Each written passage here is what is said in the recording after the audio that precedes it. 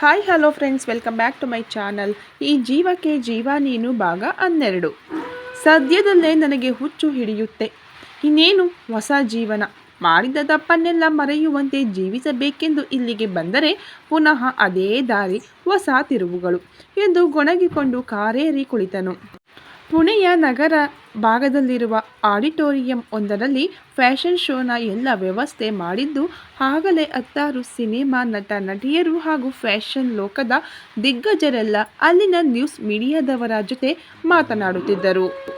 2 ಗಂಟೆಗಳಿಂದ ಬ್ಯುಸಿಯಾಗಿದ್ದ Aditya mobile ರಿಂಗಣಿಸಿದಾಗ ಪರದೆಯತ್ತ ನೋಡಿ auditorium ಹೊರ ನಡೆದು ಅಲ್ಲೇ ನಿಂತಿರುವ ನಿವೇದಿತಾಳ ಪಕ್ಕ ಬಂದು ಅವಳನ್ನೊಮ್ಮೆ ನೋಡಿ ವಾವ್ ಎಂದು ಅವಳ ಕೆನ್ನೆ ಹಿಂಡಿ ಪಕ್ಕದಲ್ಲೇ ಇದ್ದ ಸಿಂಚುಗೆ ಥ್ಯಾಂಕ್ಸ್, ಐ ನೋ ಈ ಡ್ರೆಸ್ ಹಾಕಲು ನೀವಿಗೆ ನೀನೇ ಒತ್ತಾಯ ಮಾಡಿರಬೇಕು. ಇಲ್ಲಿಗೂ ನಾರ್ಮಲ್ ಚೂಡಿದಾರ್ ಅಥವಾ ಸೀರೆಯಲ್ಲಿ ಬರುತ್ತಾಳೇನೋ ಎಂದುಕೊಂಡಿದ್ದೆ. ನಿವಿ, ಯು ಲುಕಿಂಗ್ ಬ್ಯೂಟಿಫುಲ್ ಎಂದು ಅವಳನ್ನು ಬಳಸಿ ಉಳಿದವರನ್ನೆಲ್ಲ ಒಳಗಡೆ ಕರೆದುಕೊಂಡು ಹೋದನು. ಸಾಮ್ರಾಟ್ ಅವರಿಬ್ಬರನ್ನು ನೋಡಿಯೂ ನೋಡದವರಂತೆ ಸುತ್ತಮುತ್ತ ಗಮನಿಸಿದನು. ಖಾಲಿ ಇದ್ದ 4 ಸೀಟುಗಳನ್ನು ತೋರಿಸಿದ ಆದಿತ್ಯ ನಿವೇದಿತಾ ಜೊತೆಗೆ ಮಾತನಾಡುತ್ತಿದ್ದಾಗ ಸಿಂಚನ ಮೊದಲು ಹೋಗಿ ಕುಳಿತರೆ ಅವಳ ಪಕ್ಕ ಅಖಿಲ್, ನಂತರ ಸಾಮ್ರಾಟ್ ಕುಳಿತನು. ಶೋ ಮುಗಿದ ಮೇಲೆ ಭೇಟಿಯಾಗುತ್ತೇನೆ ಎಂದು ಆದಿತ್ಯ ಹೊರಟಾಗ ಸೀಟಿನ ಪಕ್ಕ ಬಂದ ನಿವೇದಿತಾಳಿಗೆ ಅಲ್ಲಿ ಸಾಮ್ರಾಟ್ ಪಕ್ಕದ ಸೀಟು ಮಾತ್ರ ಖಾಲಿ ಇರುವುದನ್ನು ನೋಡಿ ಕೂರಲೇ ಬೇಡವೇ ಎಂದು ನಿಂತವಳನ್ನು ನೋಡಿದ ಅಖಿಲ್, ನಿವಿ ಕುಳಿತುಕೋ, ನಾನು ಕುಳಿತಲ್ಲಿಂದ ಮಾಡೆಲ್ಸ್ ತುಂಬ ಚೆನ್ನಾಗಿ ಕಾಣುತ್ತಾರೆ, ಹಾಗಾಗಿ ಸೀಟ್ ಚೇಂಜ್ ಮಾಡೋ ಸೀನ್ ಇಲ್ಲ ಎಂದವನ ಮಾತಿಗೆ ಮೊಬೈಲ್ ಹೊತ್ತುತ್ತಿದ್ದ ಸಾಮ್ರಾಟ್ ತಲೆ ಎತ್ತಿ ನಿವೇದಿತಾಳನ್ನು ನೋಡಿ, ನಾನು ಆಚೆಗೆ ಶಿಫ್ಟ್ ಆಗಬೇಕಾ ಎಂದು ಹೇಳಲು ಹೊರಟವನನ್ನು ತಡೆದು, ಬೇಡ, ಇಲ್ಲೇ ಕೂರುತ್ತೇನೆ ಎಂದು ಅವನ ಪಕ್ಕದಲ್ಲೇ ಕುಳಿತಳು. ಸಾಮ್ರಾಟ್ ಮನಸ್ಸಲ್ಲೇ ದೇವರ ಜೊತೆ 8ನೇ ಅದ್ಭುತ ಎನ್ನುವಂತೆ ಕಣ್ಣರಳಿಸಿ ಸ್ಟೇಜ್ ಕಡೆ ನೋಡುತ್ತಿರುವ ಅಖಿಲ್ ಹಾಗೂ ಸಿಂಚನಾಳಿಗೆ ಇಡೀ ಶಾಪ ಹಾಕಿದವನು ಸೀಟಲ್ಲಿ ಸ್ವಲ್ಪವೇ ಕೆಳಜಾರಿ ಸೀಟಿಗೆ ಹೊರಗಿ ಕಣ್ಮುಚ್ಚಿದನು. ಸ್ವಲ್ಪದರಲ್ಲಿ ಅವನ ಮುಖದ ಮೇಲೆ ಕೂದಲು ಹರಡಿಕೊಂಡಾಗ ತಕ್ಷಣ ಕಣ್ಬಿಟ್ಟವನು ಕೂದಲನ್ನು ನಿಧಾನಕ್ಕೆ ಸರಿಸಿದಾಗ ಅವನತ್ತ ನೋಡಿದ ನಿವೇದಿತಾ ಕ್ಷಮಿಸಿ ಎಂದು ಕೂದಲನ್ನು ಸರಿ ಮಾಡಿಕೊಂಡಳು. ಸಾಮ್ರಾಟನಿಗೆ ಆ ಫ್ಯಾಷನ್ ಶೋ ಹಾಗೂ ಅದರಲ್ಲಿ ಬರುವ ಮಾಡೆಲ್ಸ್ ಬಗ್ಗೆ ಕಿಂಚಿತ್ತೂ ಆಸಕ್ತಿ ಇರಲಿಲ್ಲ. ಅಖಿಲ್ ಒತ್ತಾಯಕ್ಕೆ ಅವರ ಜೊತೆಗೆ ಬರಲು ಒಪ್ಪಿದ್ದನು. ಈಗ ನಿವೇದಿತಾ ಜೊತೆಗೆ ಕುಳಿತ ಅವನ ಸ್ಥಿತಿ ದೇವರಿಗೆ ಪ್ರೀತಿ. ಬೇಡವೆಂದರೂ ಪಕ್ಕದಲ್ಲೇ ಕುಳಿತಿದ್ದ ನಿವೇದಿತಾಳ ಮುಖವನ್ನು 10 ಬಾರಿ ಗಮನಿಸಿದವನ ಮನಸ್ಸು ಮತ್ತು ಮೆದುಳಿಗೆ ಆಗಲೇ ತುಂಬ ಸಲ ಯುದ್ಧ ನೆರವೇರಿತ್ತು. ಫ್ಯಾಷನ್ ಶೋ ಶುರುವಾಗಿ 5-6 ಡಿಸೈನರ್ ಡಿಸೈನ್ ಮಾಡಿದ್ದ ಬಟ್ಟೆಗಳನ್ನು ತೊಟ್ಟು ಬರುತ್ತಿದ್ದ ಮಾಡೆಲ್ಸನ್ನು ನೋಡಿ ಸಿಂಚನ ಖುಷಿಯಲ್ಲಿ ಎಲ್ಲರಂತೆ ಚಪ್ಪಾಳೆ ತಟ್ಟಿದರೆ ಅಖಿಲ್ ಸಾಮ್ರಾಟ್ ಬಳಿ ಅವಳನ್ನು ನೋಡು, ಇವಳನ್ನು ನೋಡು ಎನ್ನುತ್ತಿದ್ದನು. ಇನ್ನು ನಿವೇದಿತಾ ಸ್ಟೇಜ್ ಕೆಳಗಡೆ ಕುಳಿತು ಫೋಟೋ ತೆಗೆಯುತ್ತಿದ್ದ ಗೆಳೆಯನ ಜೊತೆಗೆ ಮಾಡೆಲ್ಸ್ ಹಾಗೂ ಅವರ ಬಟ್ಟೆಗಳನ್ನು ನೋಡುತ್ತಾ ಕುಳಿತಿದ್ದಳು. ಸುದೀರ್ಘ 1.5 ಗಂಟೆಯ ತನಕ ನಡೆದ ಫ್ಯಾಷನ್ ಶೋ ಕೊನೆಗೊಂಡು ಡಿಸೈನರ್ ಎಲ್ಲ ವೇದಿಕೆಗೆ ಬಂದಿದ್ದರು. ಸ್ವಲ್ಪದರಲ್ಲೇ ಅವರೆಲ್ಲ ಮಾತುಕತೆ ಮುಗಿದು ಕಾರ್ಯಕ್ರಮ ಕೂಡ ಮುಗಿದಿತ್ತು. ಕಾರಿನ ಪಕ್ಕ ಬಂದ ನಿವೇದಿತಾ ಆದಿತ್ಯನಿಗೆ ಕರೆ ಮಾಡಿದಾಗ ಅವನು ನಾಳೆ ಸಿಗುವುದಾಗಿ ಹೇಳಿದ್ದರಿಂದ ಎಲ್ಲರೂ ಕಾರೇರಿದರು. ದಾರಿಯ ತುಂಬ ಬಟ್ಟೆಗಳ ಬಗ್ಗೆ ಸಿಂಚನ ಕೊಡುತ್ತಿದ್ದ ವಿವರಣೆ ಕೇಳಿ ಎಲ್ಲರಿಗೂ ಕಿರಿಕಿರಿಯಾಗಿ ಕೊನೆಗೆ ಅಖಿಲ್ ಅವಳಲ್ಲಿ ಸುಮ್ಮನಿರುವಂತೆ ಗದರಿದನು. ಆದಿತ್ಯನ ಟೈಟ್ ಶೆಡ್ಯೂಲ್ನಿಂದಾಗಿ ನಿವೇದಿತಾಳಿಗೆ ಕರೆ ಮಾಡಿ ಇನ್ನೊಮ್ಮೆ ಪುಣೆಗೆ ಬರುವುದಾಗಿ ಹೇಳಿ ಮರುದಿನ ಬೆಳಿಗ್ಗೆಯೇ ದೆಹಲಿ ಫ್ಲೈಟ್ ಏರಿದನು. ಅದೊಂದು ದಿನ ಬೆಳಿಗ್ಗೆ ಬೇಗನೆ ತಯಾರಾದ ಸಾಮ್ರಾಟ್ ಅಡಿಗೆ ಕೋಣೆಗೆ ಹೋಗಿ ಪಾಟೀಲ್ ಹಾಗೂ ಅಲ್ಲೇ ಇದ್ದ ರಜನಿಯ ಬಳಿ ಕಲ್ಕತ್ತಾದ ಕೆಲವೊಂದು ಸಿಹಿ ತಿನಿಸುಗಳನ್ನು ಮಾಡುವಂತೆ ಹೇಳಿ ಕಾರನ್ನು ಹಿಡಿದು ಏರ್ಪೋರ್ಟಿನತ್ತ ಹೊರಟನು. ಅರೈವಲ್ ಲಾಂಚ್ ಬಳಿ ಕಾಯುತ್ತಿದ್ದ ಸಾಮ್ರಾಟನನ್ನು ದೂರದಿಂದಲೇ ನೋಡಿದ ಆರ್ಯ ಅಲ್ಲಿಂದಲೇ ಸಾಮ್ರಾಟ್ ಎಂದು ಕೂಗುತ್ತಾ ಅವನತ್ತ ಓಡಿ ಬಂದು ಅವನನ್ನು ಗಟ್ಟಿಯಾಗಿ ತಬ್ಬಿಕೊಂಡವನು ನಿಮಿಷಗಳಾದರೂ ದೂರ ಸರಿದಿರಲಿಲ್ಲ. ಆರ್ಯ, ಲೋ, ಇದು ಏರ್ಪೋರ್ಟ್ ಕಣೋ, ಲೀವ್ ಮೀ ಎಂದು ತಳ್ಳಿದಾಗ ಸುಮ್ಮನಿರೋ ಸಾಕು ಎಂದು ಅವನ ಕೆನ್ನೆಗೆ ಮುತ್ತಿಟ್ಟು, you know I missed you ಅನ್ನುತ್ತಾ ಮತ್ತೊಮ್ಮೆ ತಬ್ಬಿಕೊಳ್ಳುತ್ತಾ ನುಡಿದನು.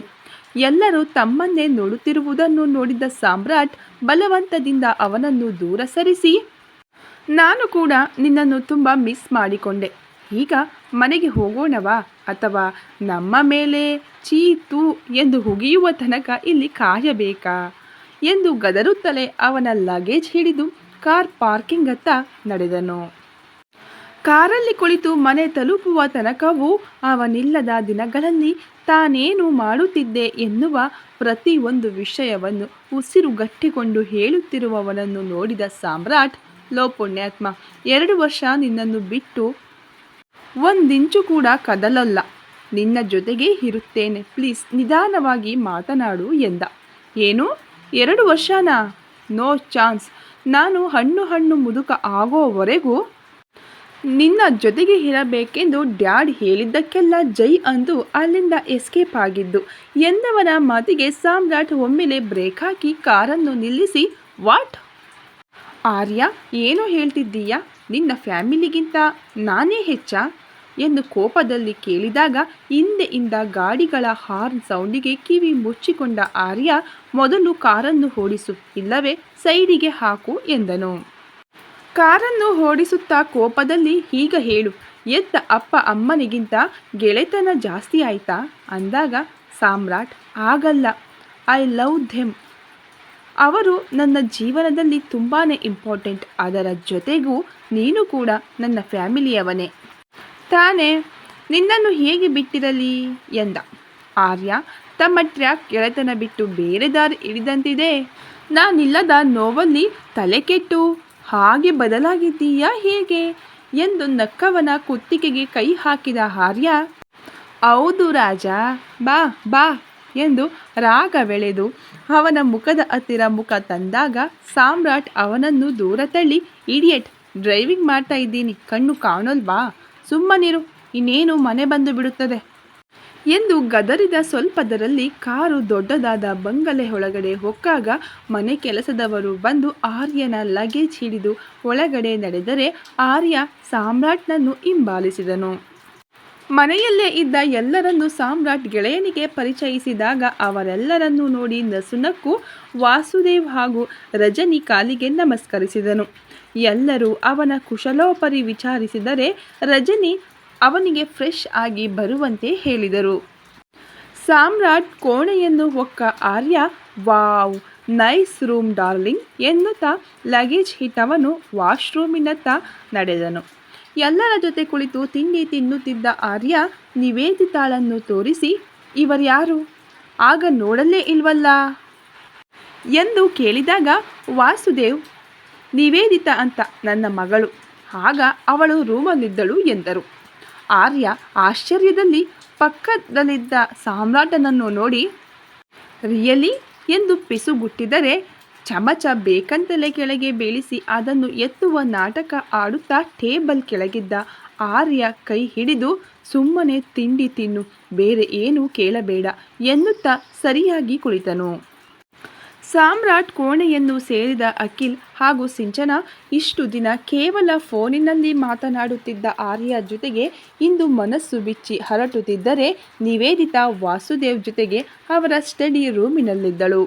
ಮಧ್ಯಾಹ್ನ ಊಟ ತಯಾರಾಗುವವರೆಗೂ ಕೋಣೆಯಿಂದ ಬರುತ್ತಿದ್ದ ಮಾತು ನಗುವನ್ನು ಕೇಳಿದ ರಜನಿ ಮನಸ್ಸಲ್ಲೇ ದೇವರಿಗೊಂದು ಕೈ ಮುಗಿದು ಈ ಖುಷಿ ನನ್ನ ಮನೆಯಲ್ಲಿ ಯಾವತ್ತೂ ನೆಲೆಸಿರಲಿ ಎಂದು ಬೇಡಿಕೊಂಡರು.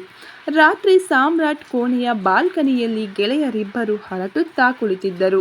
ಮಾತಿನ ಮಧ್ಯೆ, ಯಾರೋ ಆ ಬ್ಯೂಟಿಫುಲ್, ಅವಳ ಬಗ್ಗೆ ನನಗ್ಯಾರೂ ಹೇಳಲೇ ಇಲ್ಲ ಅಂದಾಗ, ಯಾರೋ ಅಂದ ಸಾಮ್ರಾಟ್.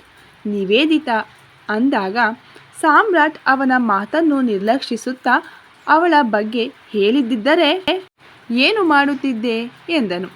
ಏನಿಲ್ಲ, ಡ್ಯಾಡ್ ಬಳಿ ನಿಮಗೆ ಹುಡುಗಿ ಹುಡುಕುವ ಕೆಲಸ ಬೇಡ, ನಾನು ಆಗಲೇ ಹುಡುಗಿ ಹುಡುಕಿದ್ದೇನೆ, ಸೇಮ್ ಬಂಗಾಳಿ ಮೀನಿನಂತೆ ಸೂಪರ್ ಆಗಿದ್ದಾಳೆ ಎನ್ನುತ್ತಿದ್ದೆ ಎಂದವನ ಮಾತಿಗೆ ಸಾಮ್ರಾಟ್ ಗಾಬರಿಯಲ್ಲೇ, ಆರ್ ಯು ಸೀರಿಯಸ್ ಅಂದ.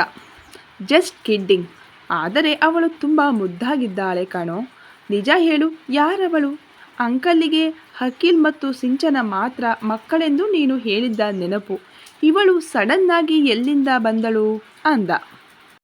ಅದೊಂದು ದೊಡ್ಡ ಕತೆ ಎಂದು ಅವಳ ಬಗ್ಗೆ ಎಲ್ಲವನ್ನು ಆರ್ಯ ಬಳಿ ಹೇಳಿದಾಗ ಅವನು ಗಾಬರಿಯಲ್ಲಿ ವಾಟ್ ಎಂದು ಕಿರುಚಿದವನು.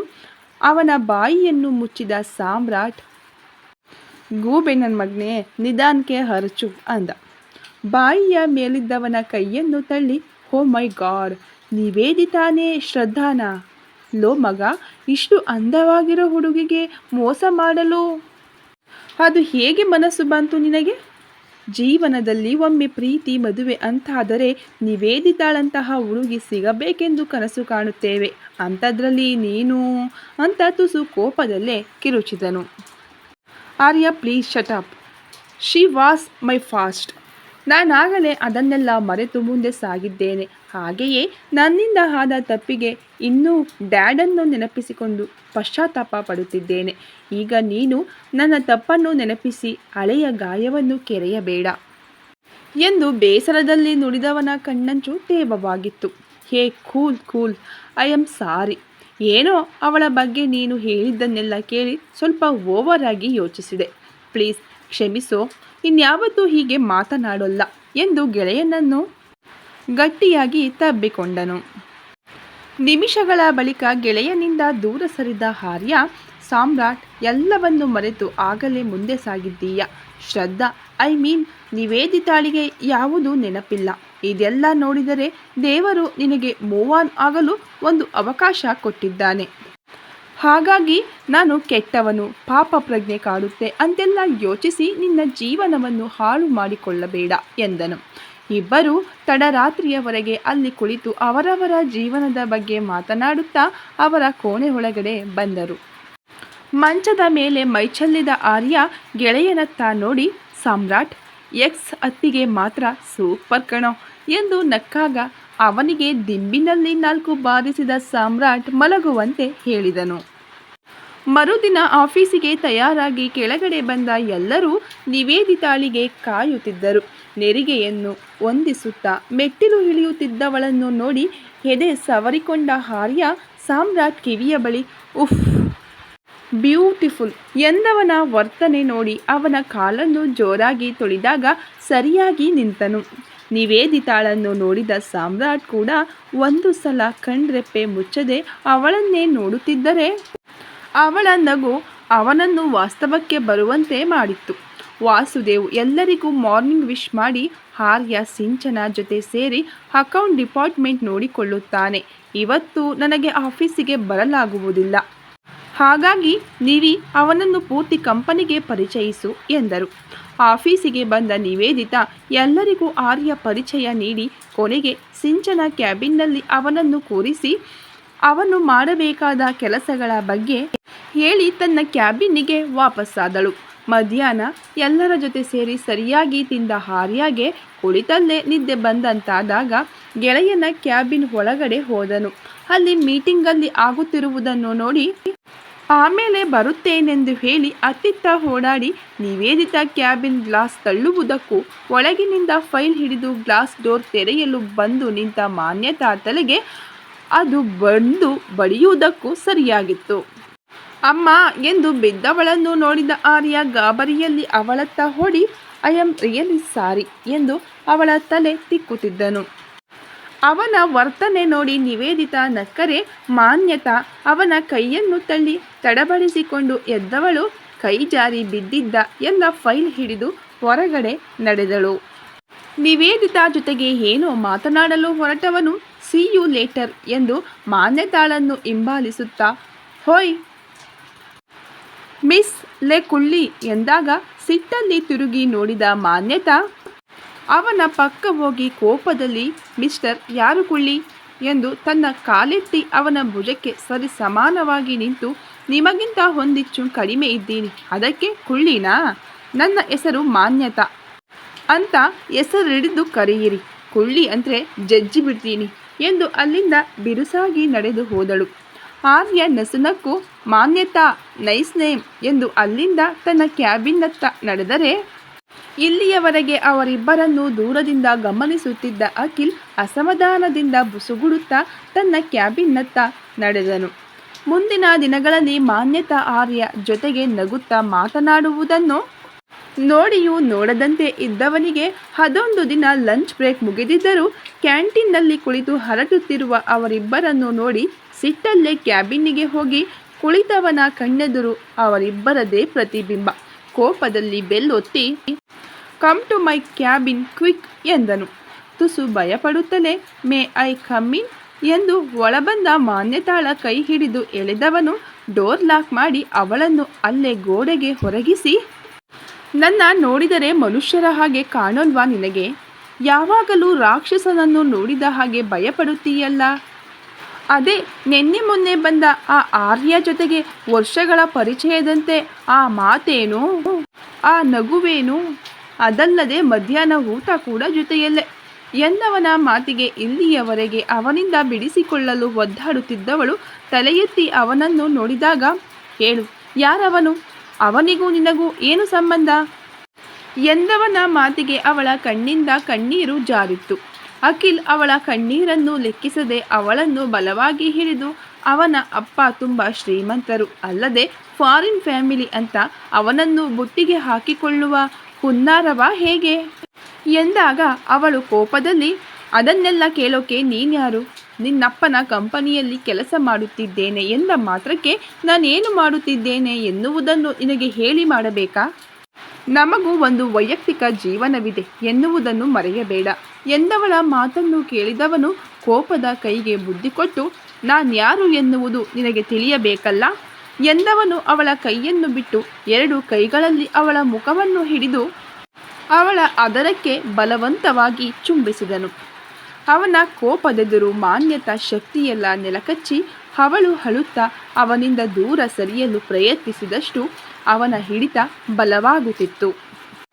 ಅವನ ಶಕ್ತಿಯ ಮುಂದೆ ಸೋತವಳು ಅವನ ಎದೆಗೆ ಹೊರಗಿದಾಗ ಅಖಿಲ್ ತಕ್ಷಣ ಅವಳಿಂದ ದೂರ ಸರಿದನು. ಈ ಕತೆ ಇನ್ಮುಂದೆ ಇನ್ನೂ ತುಂಬ ಇಂಟ್ರೆಸ್ಟಿಂಗ್ ಆಗಿದೆ. ಈ ಕತೆ ಇನ್ನೂ ಮುಂದುವರಿಯುತ್ತದೆ. ಹಾಗೆ ವಿಡಿಯೋಗೆ ಒಂದು ಲೈಕ್ ಮಾಡಿ ಮತ್ತು ಈ ವಿಡಿಯೋ ಬಗ್ಗೆ ನಿಮ್ಮ ಅನಿಸಿಕೆ ಅಭಿಪ್ರಾಯಗಳನ್ನು ಕಾಮೆಂಟ್ ಮೂಲಕ ನಮಗೆ ಕಳಿಸಿ. ಹಾಗೆ ಈ ವಿಡಿಯೋ ನಿಮಗೆ ಇಷ್ಟ ಆಯಿತು ಅಂತಂದರೆ ಫ್ರೆಂಡ್ಸು ಮತ್ತು ಫ್ಯಾಮಿಲಿಗೂ ಕೂಡ ಶೇರ್ ಮಾಡಿ. Thank you so much.